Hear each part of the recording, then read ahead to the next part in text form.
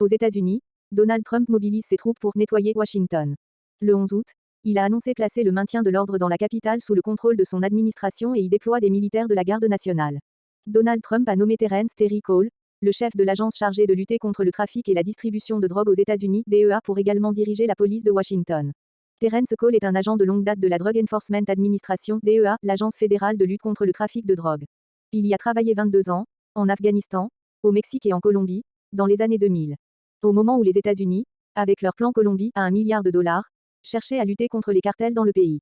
Après sa carrière d'agent de la DEA, il devient, en 2023, secrétaire à la sécurité publique en Virginie, nommé par le gouverneur républicain Glenn Youngkin. À ce poste, il a supervisé 11 agences de sécurité publique de l'État et les efforts de lutte contre le fentanyl, comptant plus de 19 000 employés et un budget annuel de $5,7 milliards à gérer. Terence Cole dirige désormais la police de Washington. Terry Cole rejoint par la suite l'administration Trump en février 2025, pour prendre la direction de son ancien employeur, la DEA, le 23 juillet, après avoir été confirmé par le Sénat.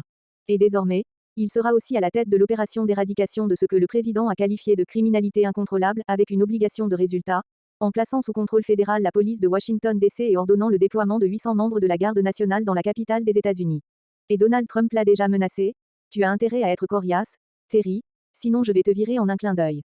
En tout cas, Terry Cole risque de se heurter à une forte opposition de la part des responsables de Washington, notamment du conseil municipal et de la déléguée fédérale, Eleanor Holmes Norton.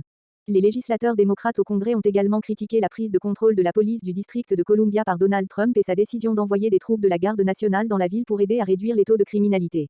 Un défi de taille, puisque, selon les chiffres de l'administration Biden, les faits de criminalité violente à Washington ont atteint, en 2024, leur niveau le plus bas depuis 30 ans.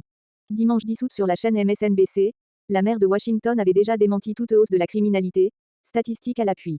Toute comparaison avec un pays ravagé par la guerre est exagérée et erronée, avait ajouté Muriel Bowser, répondant à Stephen Miller, proche conseiller de Donald Trump, qui avait affirmé que Washington était plus violent que Bagdad.